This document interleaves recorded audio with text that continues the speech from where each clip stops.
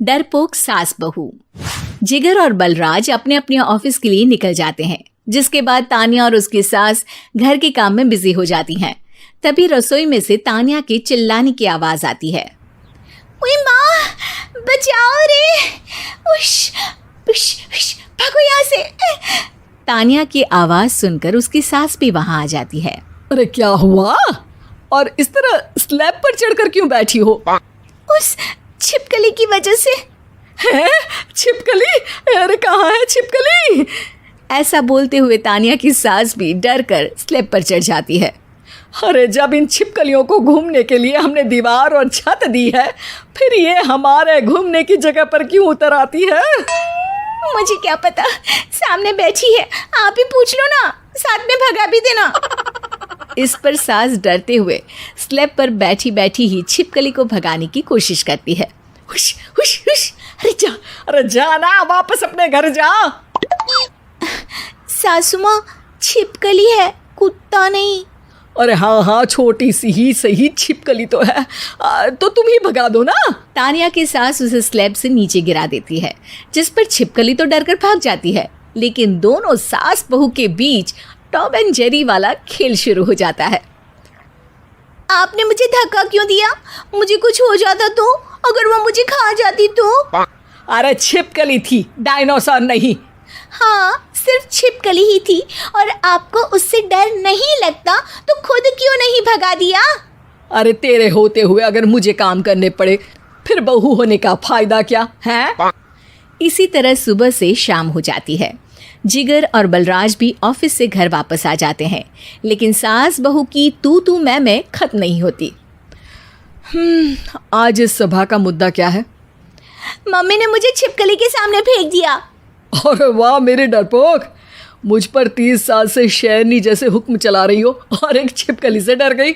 इस पर दोनों बाप बेटे हंसने लगते हैं, जिसे देखकर सास बहू एक दूसरे की शक्ल देखते हुए अब अपनी लड़ाई भूलकर उनसे लड़ना शुरू कर देती हैं।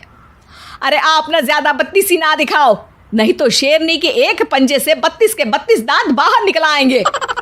अपनी माँ की इस बात पर अब जिगर अपने पापा को देखकर हंसने लगता है। अरे क्यों पापा, आ गया स्वाद? अभी आपको भी आएगा स्वाद।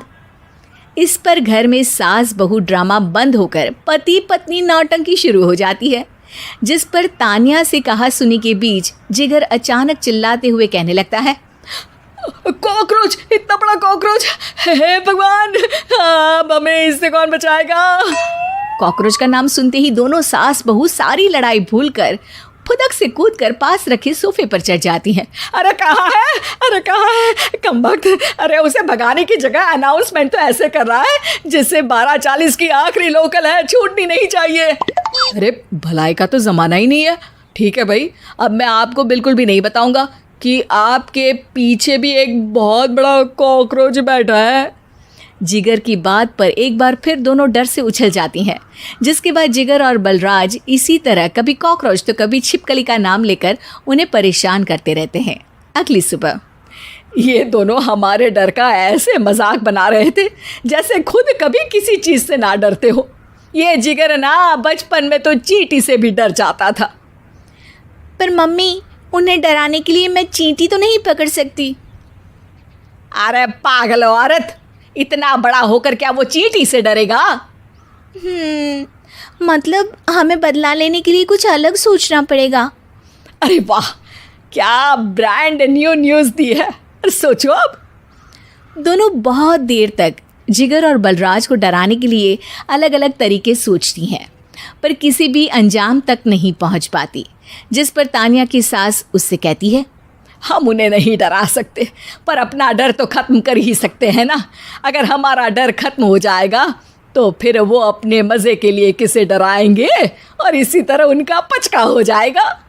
हाँ, नाइस आइडिया, पर मुझे इससे डर क्यों लग रहा है?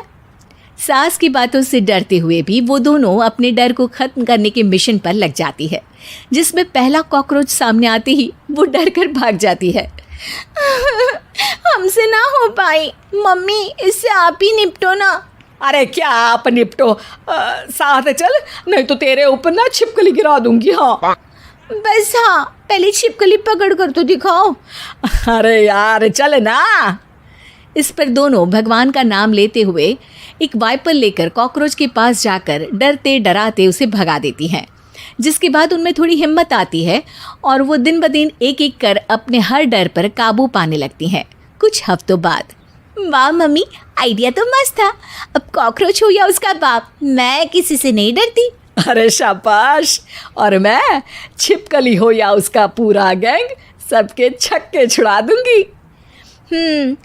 पर मम्मी जी, उससे पहले किसी को सबक सिखाना है।